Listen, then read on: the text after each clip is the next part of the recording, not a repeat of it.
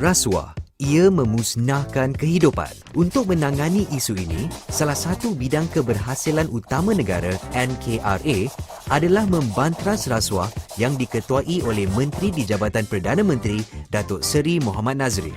14 mahkamah khas rasuah juga telah ditubuhkan untuk memastikan kes-kes rasuah dibicarakan dalam tempoh setahun. Bagi menangani gejala rasuah, pangkalan data pesala rasuah telah dibangunkan dan boleh didapati di laman web SPRM. Arahan juga telah dikeluarkan sebagai panduan kepada penjawat awam dalam menangani budaya surat sokongan. Dalam memupuk semula keyakinan orang ramai dalam keberkesanan agensi penguatkuasaan undang-undang, beberapa inisiatif telah diambil untuk memperkukuh dan memperkasarkan unit-unit pematuhan.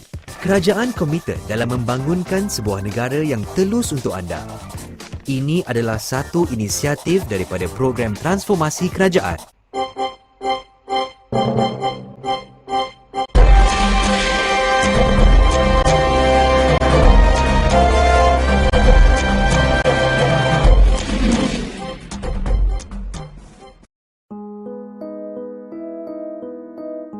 Rasuah adalah pemangkin kepada pembangunan di Lahad Datu, Sabah sejak zaman berzaman, terutama dalam industri kuari batu, sehingga pencemaran alam sekitar meninggalkan impak yang ketara kepada ekologi dan ekosistem hidrologi. Sebagai contoh, kuari haram milik syarikat Fordeco Construction Sendirian Berhad yang terletak di kaki Gunung Silam di Lahad Datu, Sabah telah beroperasi selama lebih 25 tahun tanpa lesen. Operasi kuari haram ini telah menyebabkan pencemaran alam sekitar yang teruk kepada penduduk Kampung Lamak dan Silam kerana sungai telah kering kontang. Di samping mereka tidak dapat tidur malam kerana bimbang letupan dan gegaran akibat aktiviti pengeboman kaki Gunung Silam akan mendatangkan musibah kepada mereka.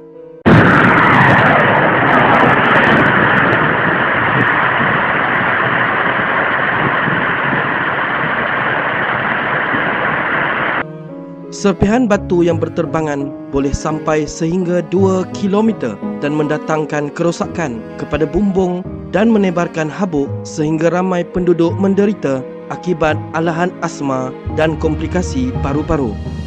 Walaupun laporan kesan impak alam sekitar EIA yang dipohon oleh Fordeco Construction Sendirian Berhad sejak 2005, 2006, 2007, 2008, 2009 tidak diluluskan, namun kuari haram ini terus beroperasi dan mencemarkan alam sekitar Bumi Silam sejak lebih 25 tahun lalu tanpa sebarang penguatkuasaan.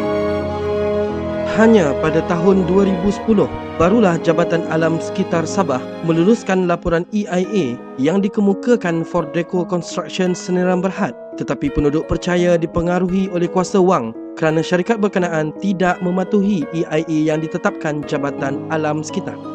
Jika di Semenanjung Malaysia, Suruhanjaya Pencegahan Rasuah Malaysia SPRM turun padang menyiasat kegiatan haram ini dan telah memberkas ramai pihak yang terlibat dengan kuari haram.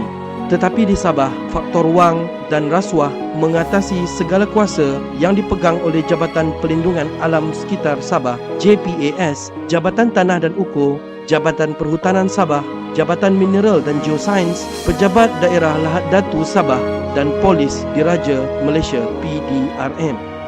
Ramai yang terkejut kerana kuari haram yang beroperasi selama lebih 25 tahun di kaki Gunung Silam Lahad Datu ini menggunakan kawasan hutan simpan sebagai pelabuhan untuk mengeksport batu ke seluruh Sabah dengan menggunakan tongkang.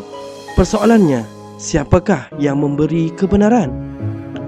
Fordeco Construction Sendirian Berhad ialah anak syarikat Qantas Corporation Berhad, iaitu konglomerat perladangan yang disenaraikan di Bursa Saham Kuala Lumpur yang dimiliki oleh Bumi Putra melalui perolehan sijil anak negeri palsu daripada Mahkamah Anak Negeri Kota Kinabalu.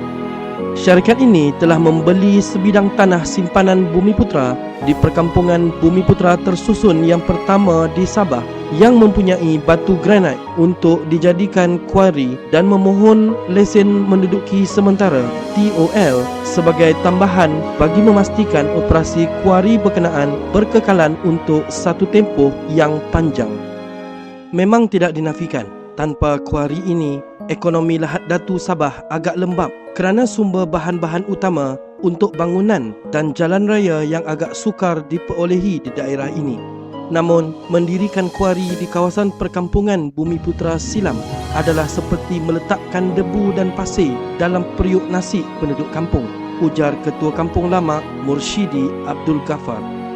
Menurut Ketua Kampung Lama Mursyidi Abdul Ghaffar, pemilik kuari ini mengaburi pihak berkuasa dengan menggunakan peledak yang kecil sekadar untuk meletupkan bongkah batu granit.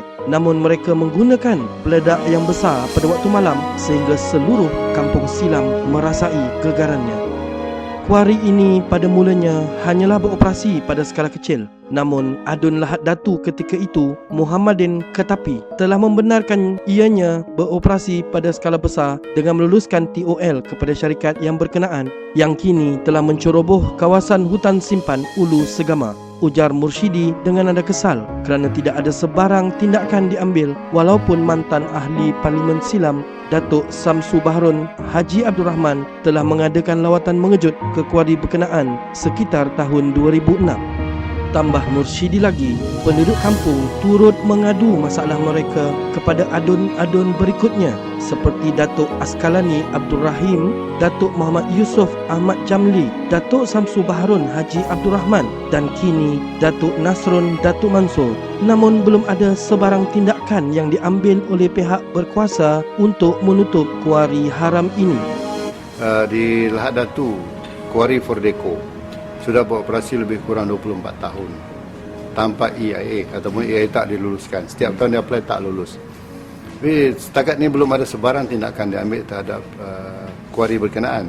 Okey, so kita akan pantau dan kumpulkan maklumat kerana di Sabah ni dia ada satu lagi kami punya sister agensi dipanggil EPD, Environment Protection Department ataupun JAPAS ataupun Jabatan Perlindungan Alam. Kita akan bekerjasama lah sebab kuari ni banyak menjurus kepada bidang kawasan mereka. Dia ada mohon setiap tahun dan permohonan dia last tidak diluluskan. Okay. Kalau tak diluluskan, bagus, mungkin ada masalah lah tu. Terdapat sebuah air terjun yang cantik dan mudah kelihatan di musim hujan dan membentuk sungai yang berair jernih dan menjadi sumber penduduk kampung. Tetapi kini semuanya musnah dan yang tinggal hanya debu berterbangan dan kesan pencemaran yang ketara.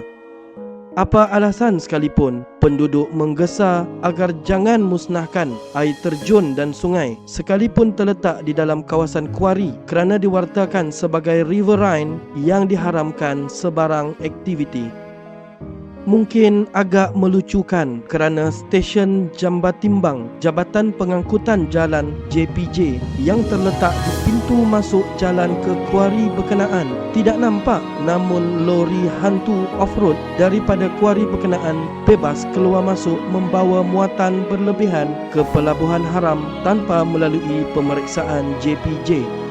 Mengikut undang-undang, sebelum satu kuari boleh beroperasi, satu penilaian impak alam sekitar harus dijalankan demi mematuhi Akta Kualiti Alam Sekeliling 1974 iaitu Akta 127 dan perundangan di bawahnya yakni Perubahan tahun 2000 Seksyen 34A dan di bawah Kualiti Alam Sekeliling iaitu aktiviti yang ditetapkan Penilaian Impak Alam Sekitar Order 1987 Jadual 14. Namun kuari haram ini gagal mendapatkan kelulusan daripada JPAS. Selain daripada kuari haram, Fordeco Construction Sendirian Berhad turut mendirikan sebuah kilang pembancuh simen berhampiran Bandar Tek Guan yang dikenal pasti beroperasi secara haram lebih 15 tahun lalu tanpa sebarang kelulusan Majlis Daerah Lahad Datu dan tidak mendapat kelulusan EIA. Siasatan sabahkini.net mendapati kilang ini didirikan ketika syarikat tersebut membina Bandar Baru Tabanak dan Taman Perumahan Tabanak yang beroperasi secara sementara di tapak binaan namun terus beroperasi secara haram sehingga kini membekalkan premiks konkrit kepada daerah ini. Persoalannya, siapakah yang menerima habuan daripada operasi kuari haram ini dan sampai bilakah kuari ini terus kebal daripada sebarang penguatkuasaan?